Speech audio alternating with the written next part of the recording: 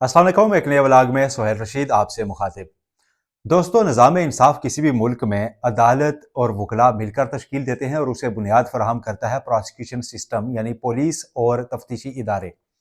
पाकिस्तान के निज़ाम इंसाफ की अगर हम बात करें तो आज की जो दो अहम पेशरफ्त सामने आई हैं, दो ऐसे वाक़यात हैं, दो मुख्तलिफ अदालतों में, दोनों इस्लामाबाद की थी, जो मिलकर एक कहानी बयान करते हैं।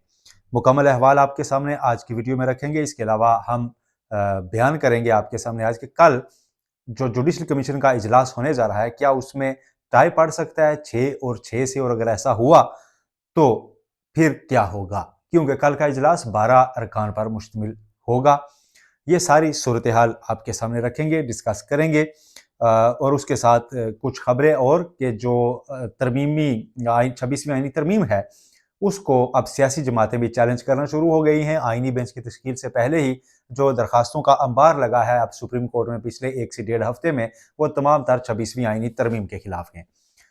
तो ये सारी चीज़ें आपके सामने रखेंगे कि किस जमात ने आज रुजू किया और उसमें क्या कहा गया। सबसे पहले अहवाल आज की दो समातों का। गुज़श्ता वीडियो में कल रात आपको बताया था कि इंतज़ार हुसैन पंजोथा का केस कल इस्लामाबाद हाई कोर्ट में मुकर्रर है।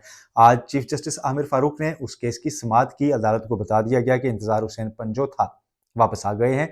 दूसरी समात डिस्ट्रिक्ट एंड सेशन कोर्ट में थी, जहां पर साबिक वज़ीर आज़म इमरान खान की अहलिया बुशरा बीबी पेश हुई थी और वो जज के सामने रो पड़ी। ये सारी कहानी मिलकर जो हमें सामने आती है उसको ज़रा आप तफसील से सुनिए। बुशरा बीबी पेश हुई थी कि पिछले साल 5 अगस्त के बाद जब इमरान खान को गिरफ्तार किया गया तो उन पर कायम जो दीगर मुकदमात थे वो अदम पैरवी पर उनकी जमानतें खारिज हो गई थी। इस्लामाबाद हाई कोर्ट से उन्होंने रजू किया और इस्लामाबाद हाई कोर्ट ने अक्टूबर 2023 में अदालतों को दोबारा वो केसेस सुनकर डिसाइड करने का कहा। इमरान खान तब से जेल में है, बुशरा बीबी भी 9 माह तक जेल में रही।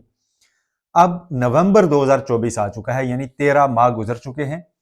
उन दरखास्तों पर फैसला नहीं हो सका, और फैसला इसलिए नहीं हो सका कि अदालत के बार बार कहने के बावजूद जमानत की दरखास्त पर चूंकि मुलजम का अदालत के सामने हाजिरी लगाना जरूरी होता है, इमरान खान अडयाला जेल में हैं, पुलिस के अडयाला हुकाम के रहम करम पर हैं, तो उनको वीडियो लिंक पर पेश नहीं किया जा सका। अदालत ने बार बार कहा, इसके बावजूद पेश नहीं किया जा सका और 13 माह गुजरने के बावजूद उन केसेस का फैसला नहीं हुआ। आज बुशरा बीबी वहां पर पेश हुई और उन्होंने जज से मुखातिब हुई, रोस्टम पर रहीं और वो आबदीदा हो गई, आंसू छलक पड़े। उन्होंने कहा कि मैं यहाँ पर इंसाफ लेने नहीं आई, इंसाफ यहाँ नहीं हो रहा, और साथ ही उन्होंने पूरे निज़ाम इंसाफ को भी कोसा। साथ उन्होंने अपने ही वकला के, जो पीटीआई के वकला उनकी नुमाइंदगी कर रहे हैं, उनको भी खरी खरी सुनाई। उन्होंने कहा बशमूल हमारे वकला सब सिर्फ वक्त ज़ाया करना चाहते हैं। यह बुशरा बीबी को क्यों कहना पड़ा, मैंने आपको बताया कि 13 माह हो चुके हैं। अदालत के कहने के बावजूद, यानी मातहत अदालत के कहने के बावजूद अगर अडयाला हुकाम उन्हें वीडियो लिंक पर पेश नहीं कर रहे और ये केसेस डिसाइड नहीं हो रहे, तो चाहिए ये था कि इनके वकला को मामला दोबारा हाई कोर्ट लेकर जाते, वहां पर उसको चैलेंज करते, कोई ऑर्डर लेते। ऐसा नहीं हुआ। 13 माह ज़ाया हो गए, हाजिरियों पर हाजिरियां लगती रही, वहां पर सेल्फियां भी बनती रही, और यूं 13 माह सिर्फ एक प्री अरेस्ट बेल है जो 1 से 2 हाजिरियों में डिसाइड होनी होती है, 13 माह से वो नहीं हुई। ये है निज़ाम इंसाफ का एक अलमिया, जिस पर बुशरा बीबी एक ताकतवर खातून है, क्योंकि साबिक वजीर आजम की अहलिया हैं, वो रो रही थी कि ये निज़ाम इंसाफ ऐसा है। वो लोग जो खुद हुकूमत में रह चुके और अपने वकला को भी वो कोस रहे थे। अच्छा, अब आते हैं इस्लामाबाद हाई कोर्ट। कल आपको बताया था कि अटॉर्नी जनरल ने यकीन दहानी कराई थी जिस तरह, और उसके बाद इंतजार हुसैन पंजोथा की जिस तरह से रिहाई हुई, बाजियाबी हुई, वो सारी चीज़ें सामने हैं। उसको लेकर सोशल मीडिया पर बहुत से लोग तनकीद का निशाना बना रहे थे अटॉर्नी जनरल मंसूर उस्मान अवान को, कि क्या वो अगवाकारों से मिले हुए थे जो भत्ते के लिए अगवा करते हैं मुबैना तौर पर, जिन्होंने, क्योंकि वो पुलिस ने जिस तरह से बाजियाब कराया उससे एक तासुर तो यही मिला या देने की कोशिश की गई कि वो अगवा बराए तावान का केस था। तो लोग पूछ रहे थे कि अटॉर्नी जनरल ने कैसे यकीन दहानी कराई थी कि 24 घंटे में वो आ जाएंगे, और फिर उनके बताए टाइम के अंदर वो आ भी गए, और जिस तरह से आए उसका अटॉर्नी जनरल को कैसे पता था। आज फिर एडिशनल अटॉर्नी जनरल ने इस्लामाबाद हाईकोर्ट में जब समाअत हुई, तो पहले तो चीफ जस्टिस आमिर फारूक ने इंतजार हुसैन पंजोथा के साथ जो हुआ उस पर अफसोस का इजहार किया। ये मेरा ख्याल है बहुत बड़ा रिलीफ था इंतजार हुसैन पंजोथा के लिए कि चीफ जस्टिस आमिर फारूक ने उनके लिए अफसोस का इजहार किया। अदालत के, अब वो इस्लामाबाद से अगवा हुआ था, इस्लामाबाद में सरबराह हैं वो सबसे बड़ी अदालत के, इस्लामाबाद की तक जो है, अगर इस्लामाबाद हाई कोर्ट के चीफ जस्टिस हैं, उन्होंने अफसोस का इजहार किया। अच्छा, साथ एडिशनल अटॉर्नी जनरल ने फिर कहा जी कि देखें, अटॉर्नी जनरल के खिलाफ कैंपेन चल रही है सोशल मीडिया पर। चीफ जस्टिस ने कहा जी कि ये तो नहीं होना चाहिए। एडिशनल अटॉर्नी जनरल ने कहा जी कि अटॉर्नी जनरल की कोशिशों से ये बाजियाबी हुई। एक बार फिर बंदा परेशान हो जाता है। खैर, इस पर मजीद हम सोचते नहीं कि वो कह रही है पुलिस के अगवा बराए तावान हमने एक्शन करके छुड़ाया बंदा। एडिशनल अटॉर्नी जनरल आज भी कह रहे हैं अटॉर्नी जनरल की कोशिशों से बाजियाब हुआ। कोई मुझे तो लिंक नहीं बनता, लेकिन बहरहाल अगर ऐसा हुआ है, उनकी कोशिशों से हुआ है, कहीं भी किसी सतह पर अटॉर्नी जनरल ने ये कोशिशें की हैं, तो मेरा ख्याल है जो मौसम चल रहा है उसमें ये भी बड़ा एहसान है और बड़ा अच्छा है, और उनके खिलाफ कैंपेन बंद होनी चाहिए। और अगर नहीं, अगर चल ही रही है कहीं, तो उसको बंद होना चाहिए, क्योंकि आज अदालत से पैगाम यही है कि भाई जो हुआ है उन्होंने किया है, उन्होंने बंदा आपको दिलवा दिया है, तो बस करें।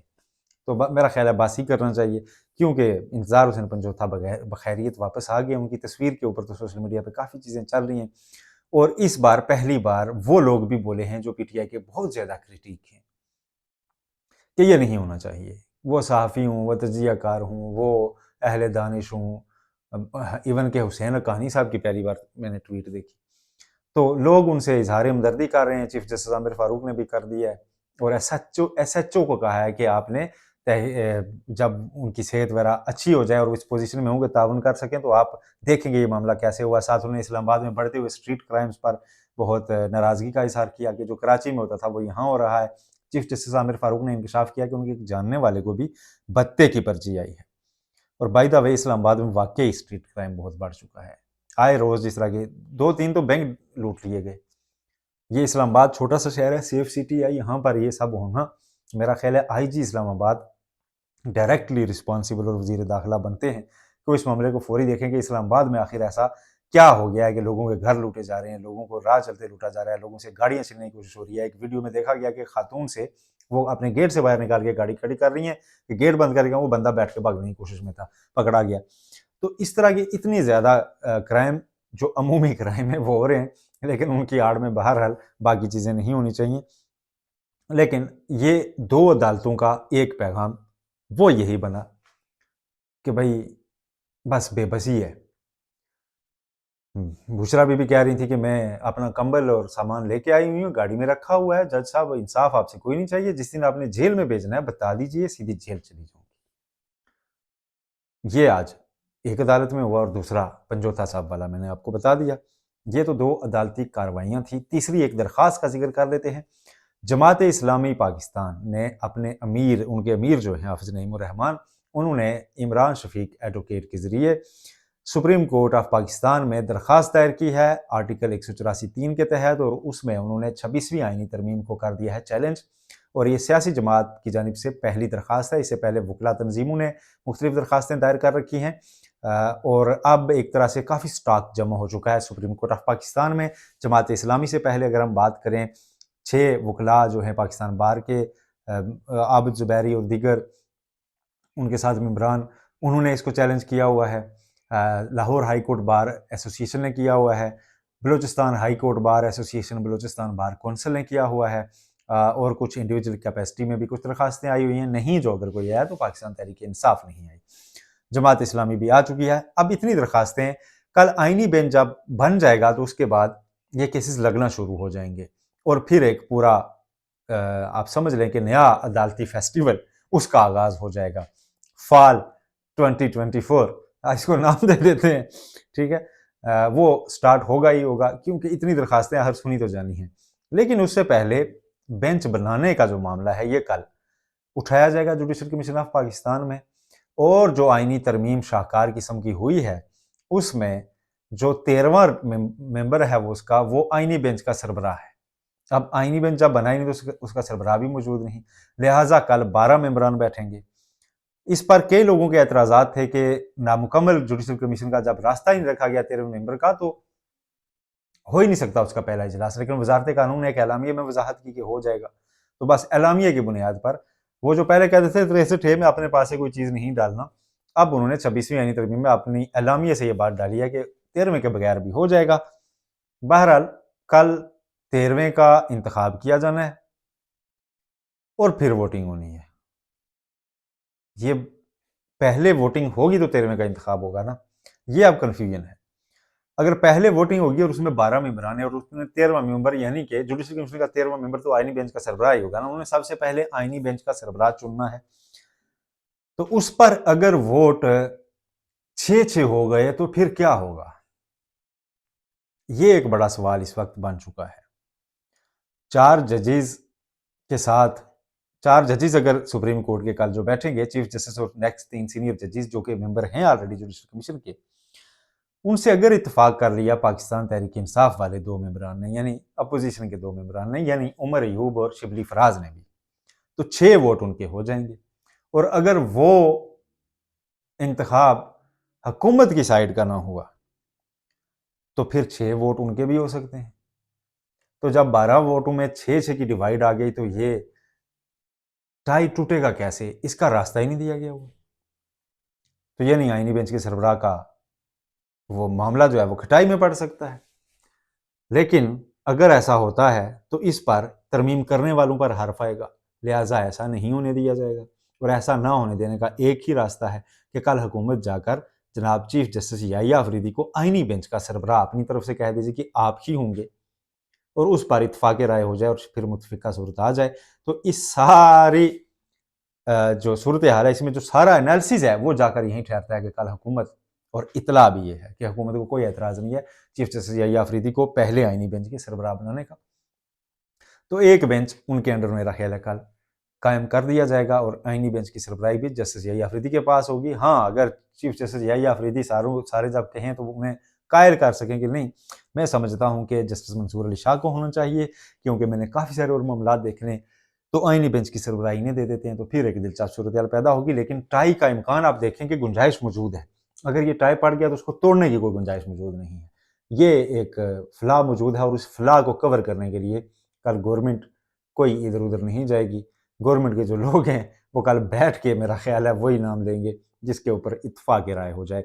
ये अब तक की अपडेट्स थी जो अब तक पहुंचाई। मजीद आज कौमी असम्बली का इजलास है 4 बजे, उसके एजेंडे में फिर लगा हुआ है प्रैक्टिस एंड प्रोसीजर एक्ट, वहां पर वजीर कानून पेश करेंगे जो जुमे के रोज पेश कर चुके हैं सेनेट में और उसको कायमा कमेटी को रेफर किया जा चुका है एक्ट बनाने के लिए, ऑर्डिनेंस को, जो सदारती ऑर्डिनेंस था कि तीसरा फरीक अपनी मर्जी का चीफ जस्टिस चुन सकते हैं कमेटी का, जिसके बाद जस्टिस मुनीब अख्तर को निकाला गया था, अब तो बाय द वे वापस रिस्टोर किया जा चुका है उन्हें। लेकिन उस ऑर्डिनेंस की, जो सदारती ऑर्डिनेंस होता है, 120 दिन मियाद होती है, उस दौरान उसकी पार्लियामेंट से तौसीक कराना होती है ताकि वो एक्ट का हिस्सा बन जाए।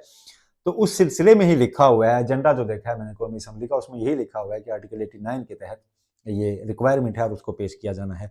देखना यह है कि क्या उसमें मजीद कोई तरमीम की जाती है या नहीं।